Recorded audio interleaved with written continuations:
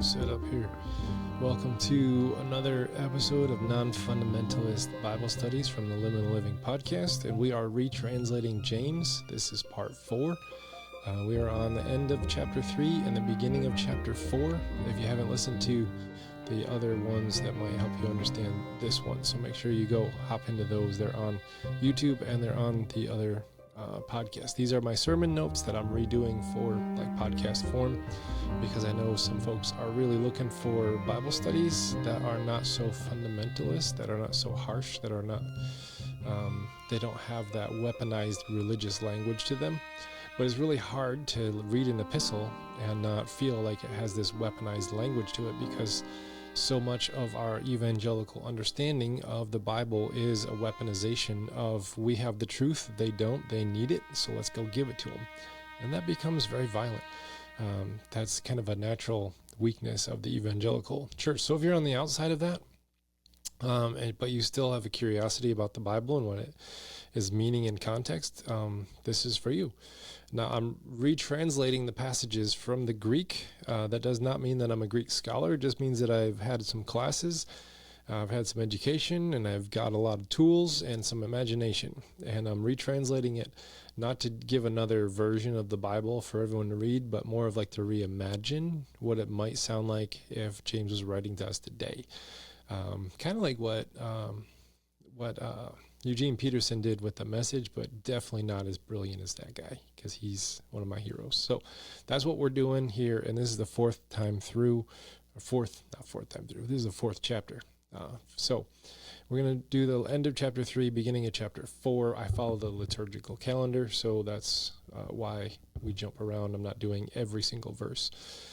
But before, I got to tell you a story before we dive into James. On November 19th in 1863, a U.S. senator and renowned orator named Edward Everett gave a 2-hour, very dramatic speech in a graveyard in Pennsylvania to honor the fallen soldiers of the Civil War.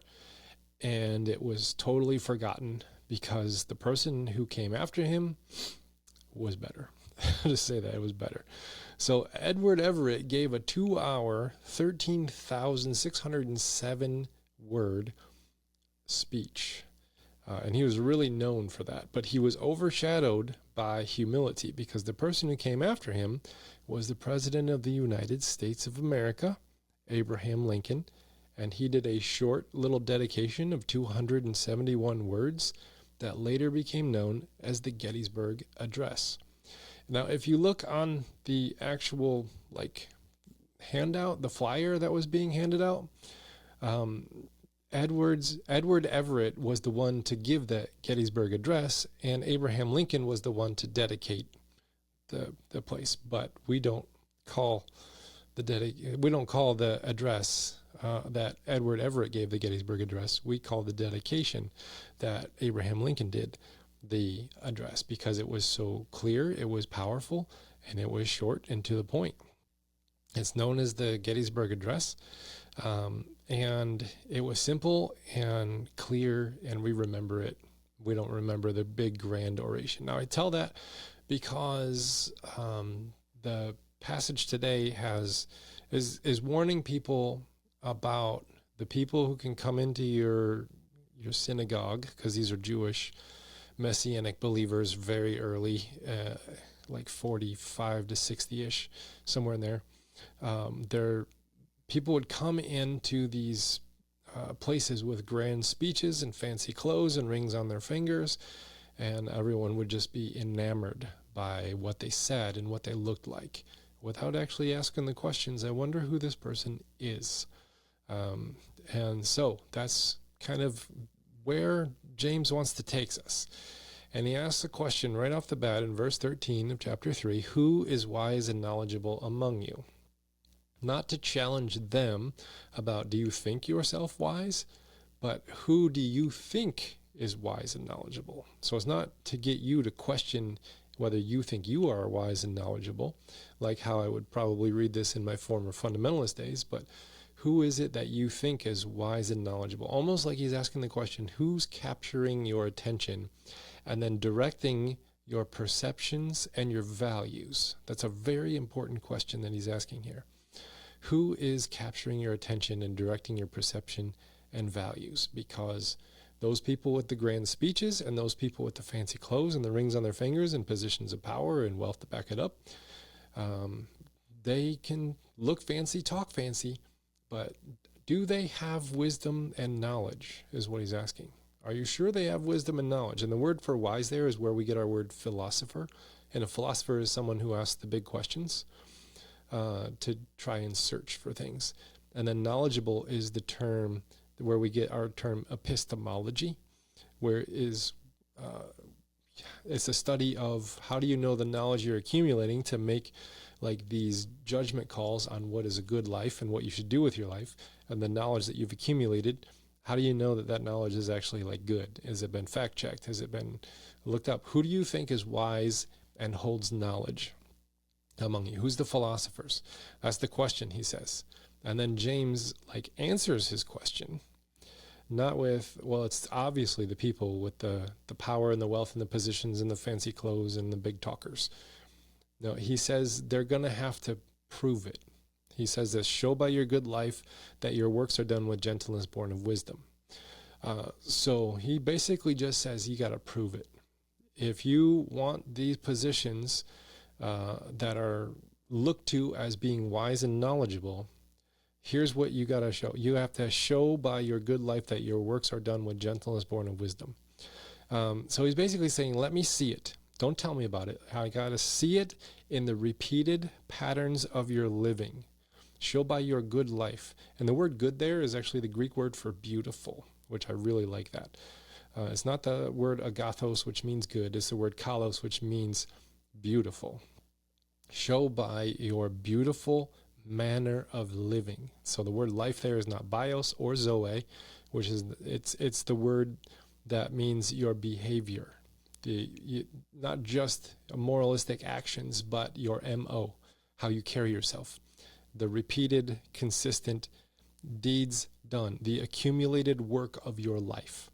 So he says, if you want to be considered a wise person who's knowledgeable amongst people and have that kind of influence that directs perception and values of a community of people, you need to have a track record of a beautiful life, the accumulated work of your life. It has to be beautiful, and then he says it needs to be done in gentleness and wisdom. And the word gentleness there is the word meek, which means quiet power.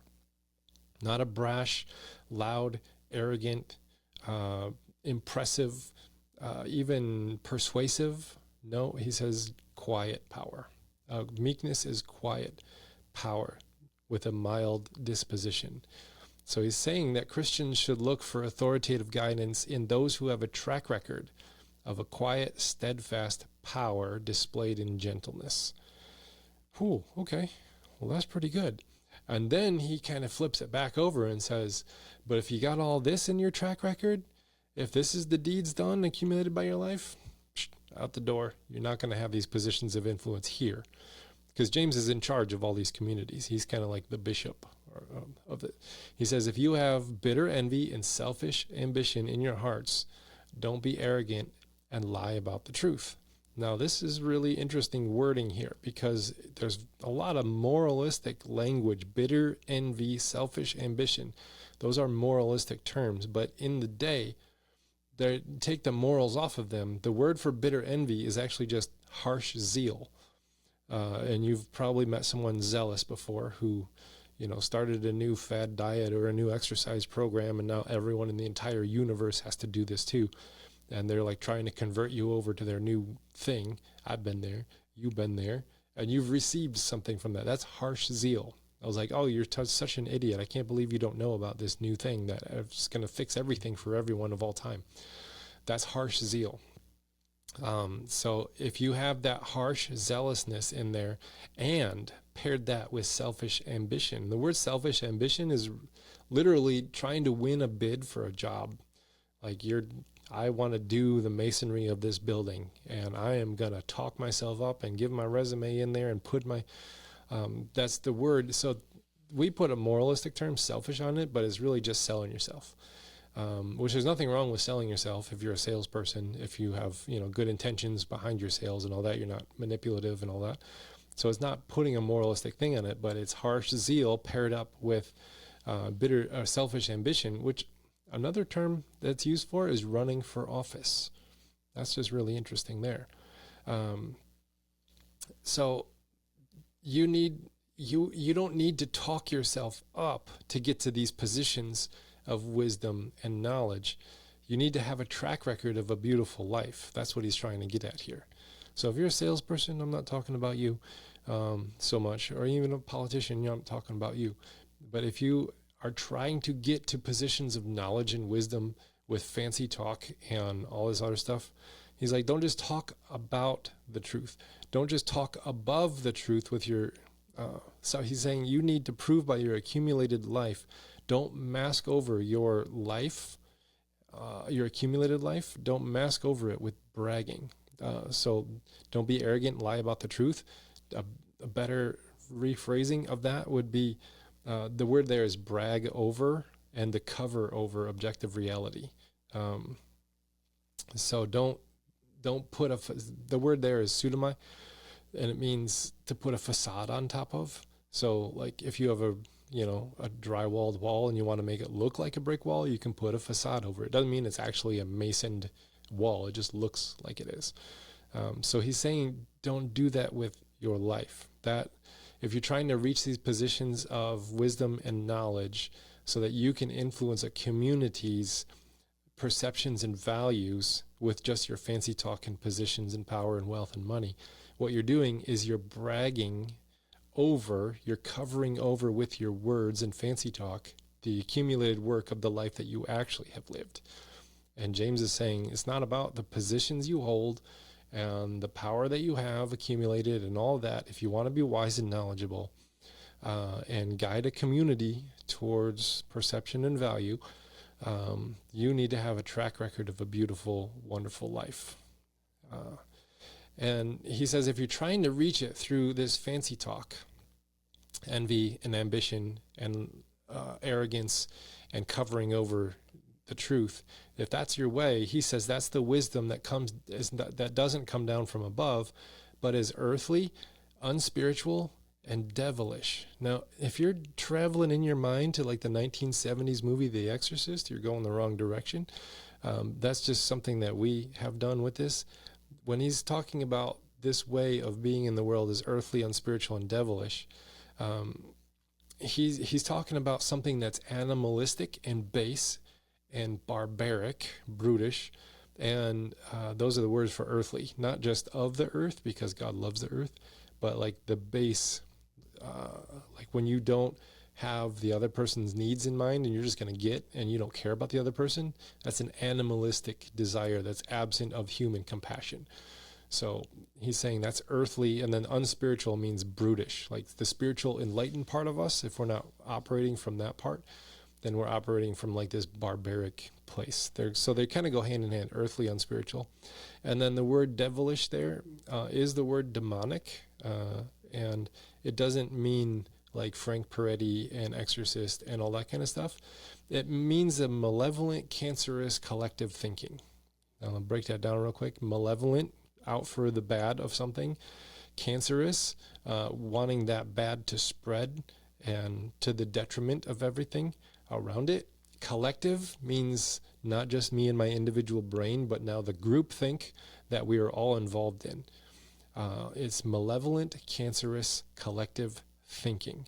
He says where that stuff is, where there's envy and that selfish ambition, there's also going to be disorder and wickedness of every kind. Now, this is really fascinating. The word disorder, there is confused instability, and then the word every kind of wickedness is the word for pragmatic, cheap tricks, or as AC/DC said, dirty deeds done dirt cheap.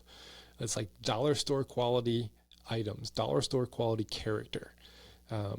Every kind of pragmatism is like, well, this will work. We'll just do this. It's pragmatic. It might get the job done, but you're doing it at the expense of all this stuff. There's no quality behind it. It's not built on the foundation of a beautiful life. You're just going to say this to get this thing done, or you're going to do this to do that thing and get it done. So it's like a pragmatic thing is so pragmatic that it turns into it turns into something cheap and bad and I would dare say wicked, evil. Pragmatic, well, it's going to work, it's going to get the job done kind of a thing. So that's the kind of wisdom that doesn't come from above. And then he talks about the kind of wisdom that does come from above. He says it's pure, peaceable, gentle, willing to yield, full of mercy and good fruits, without a trace of partiality or hypocrisy. So that list, that's a good list. He's like Paul, likes list. The word pure means it's unpolluted. Your mind and your heart and your intentions are not polluted, but they're pure. They're good. The word peaceable means peace-loving, which is the antithesis not of conflict, but of domination. Because the word peace there, the Greek is going to be eirene, which the Hebrew version of that would be shalom, which means everything living in harmony as it was meant to. And when everything's living in harmony as it meant to, nobody can be the dominating thing of that. So you can't be dominating and be at peace. They can't occupy the same space because one is against it. And so it has to be peaceable or peace-loving, which means non-dominating, but living in harmony with the things around you. And it's also gentle, which means equitable and fair and giving everyone a shot around you. And the word willing to yield or yielding means that you're persuadable. You don't have all the answers and all the truth. And now you got to go and dispense all this truth and convert and convince everyone. But it's persuadable. You are persuadable. Like with more information coming in, you know with a humility that you don't have it all figured out. And without partiality means you're non-judgmental, and free of hypocrisy means that it is authentic in its core. It's coming from a good, authentic place of deep within who you are. And then he goes on to say, the fruit of righteousness is sown in peace by those who make peace, which is a mouthful. But the word for righteousness is not moralistic actions, but more actions that bring about the justice of God. Because the word righteousness and justice are interchangeable in both Greek and Hebrew. I said that before, and it's just one of those things I'll keep saying forever and ever. They're not moralistic, pietistic actions, but works that bring about the justice of God. And those, the fruit of righteousness, so the justice coming about around us comes when we sow harmony and peace and shalom by those who, quote, make peace. And the word make is the word poiema, which is the Greek word for poet. So it's someone who can take a spark of creativity within them and do something beautiful with it. And so it says the people who make justice in the world are those who are most creative. They get a spark and intuition about how things ought to be, and then they poetically craft it into something that makes peace. So the retranslation is this: who is it that captures your attention and trust? Let them prove it with a life that is consistently beautiful, that has a quiet authority, displayed in a mild disposition, not those who are loudly passionate in words, vying for our favor, cloaking objective reality with grand talk. That's not elevated wisdom, but cheap pragmatism that produces chaotic, divisive instability among us. True wisdom is first and foremost not polluted by such cheap pragmatism.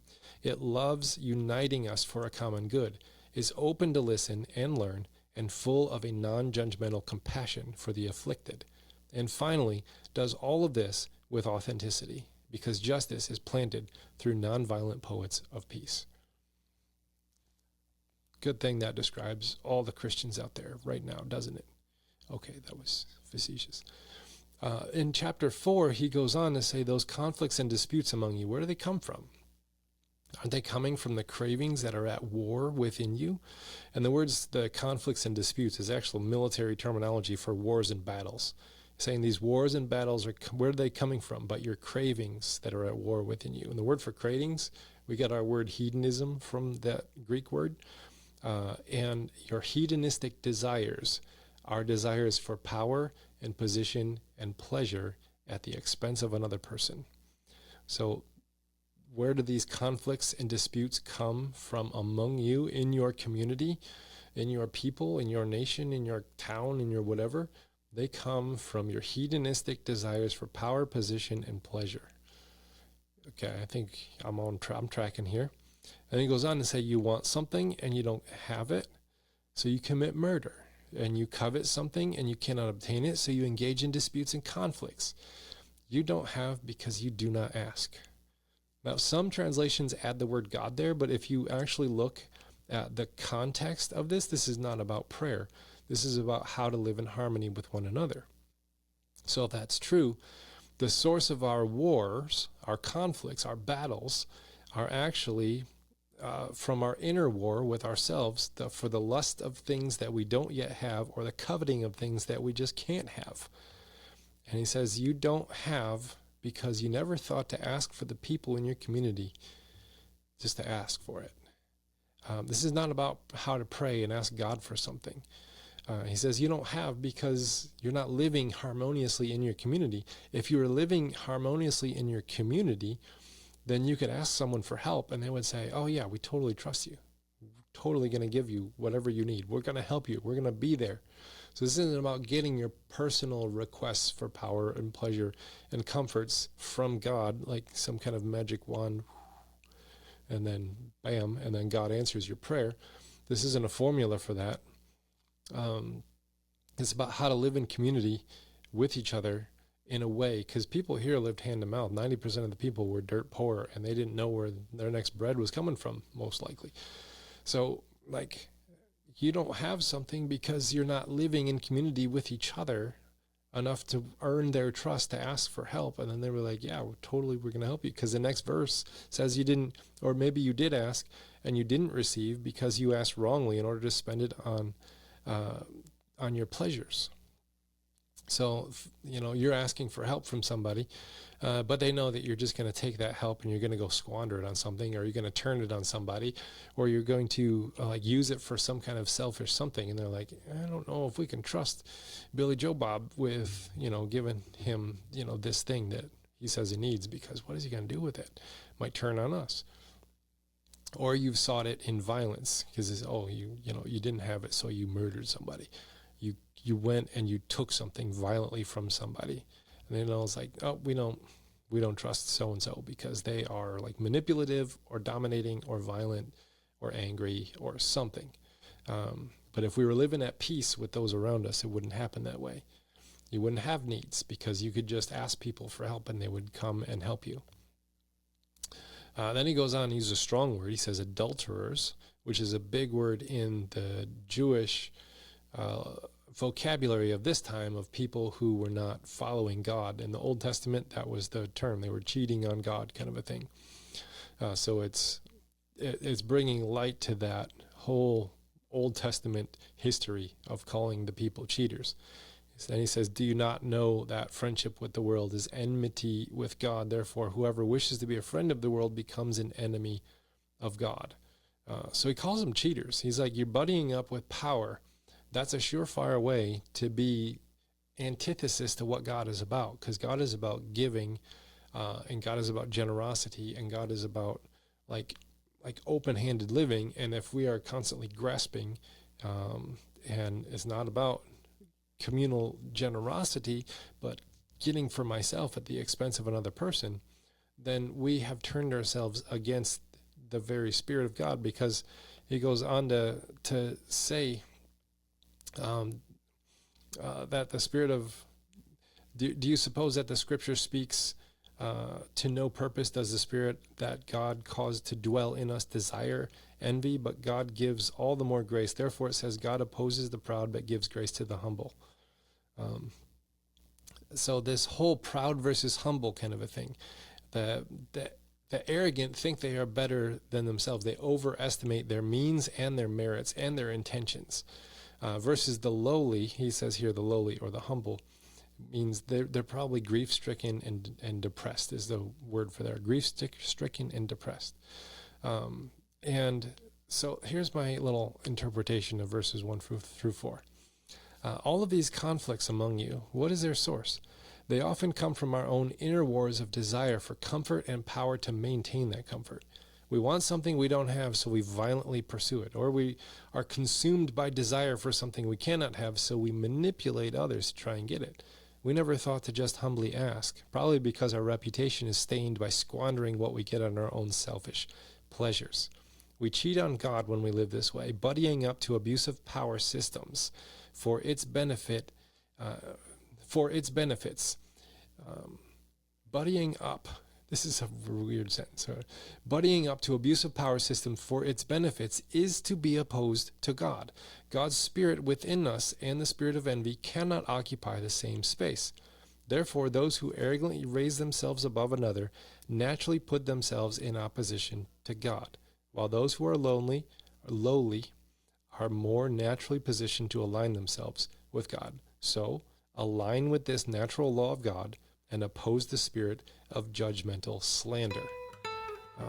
That is that whole submit yourselves to God and resist the devil and he will flee from you.